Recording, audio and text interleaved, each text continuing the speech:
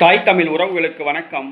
10 கோடி ரூபாய் செலவு செய்து பிரம்மாண்டமான இணைப்பு விழா நடத்தினார். தவேகாவில் உயர்ந்த பதவியை வாங்கினார். 10 கோடி ரூபாய் செலவு செய்து இணைப்பு விழாவினை நடத்தினார். தமிழக வெற்றிக் கழகத்தில் மிக உயர்ந்த பதவியை வாங்கினார் என்ற தலைப்பில் இந்த காணொலியை காண்கிறோம். 2026 மதுராந்தகம் தொகுதியில் அதிமுக சார்பில் போட்டியிட்டு வெற்றி பெற்றவர் மரகதம் குமாரவேல்.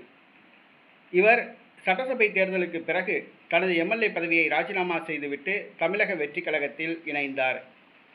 மீண்டும் இடைத்தேர்தலில் போட்டியிட திட்டமிட்டார்.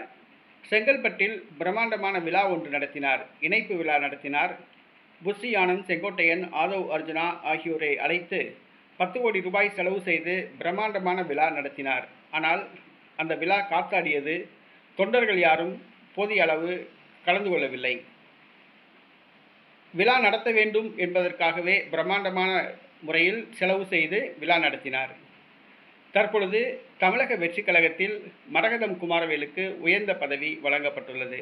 தமிழக வெற்றிக் கழகத்தின் துணை பொதுச் செயலாளராக மரகதம் குமாரவேல் நியமிக்கப்பட்டுள்ளார். அந்த கட்சியின் பொதுச் செயலாளராக புஷி ஆனந்த் உள்ளார். துணை பொதுச் செயலாளராக மரகதம் குமாரவேல் நியமிக்கப்பட்டுள்ளார். இது அதிமுக தொண்டர்களுக்கு மகிழ்ச்சியை கொடுத்துள்ளது. மரகதம் குமாரவேல் தமிழக வெற்றிக் கழகத்தின் துணை பொதுச் செயலாளராக நியமிக்கப்பட்டதன் மூலமாக செங்கல்பட்டு மாவட்டத்தில் உள்ள அதிமுக தொண்டர்களை தமிழக வெற்றிக் கழகத்துக்கு இழுக்க விஜய் திட்டமிட்டுள்ளார். இது அதிமுக தொண்டர்களுக்கு உற்சாகத்தை கொடுத்துள்ளது. செங்கல்பட்டு மாவட்டத்தில் உள்ள அதிமுகவை சார்ந்தவர்கள் இனிமேல் தைரியமாக பதவி கிடைக்கும் என்ற நம்பிக்கையில் தமிழக வெற்றிக் கழகத்தில் இணைவார்கள் என்று எதிர்பார்க்கப்படுகிறது.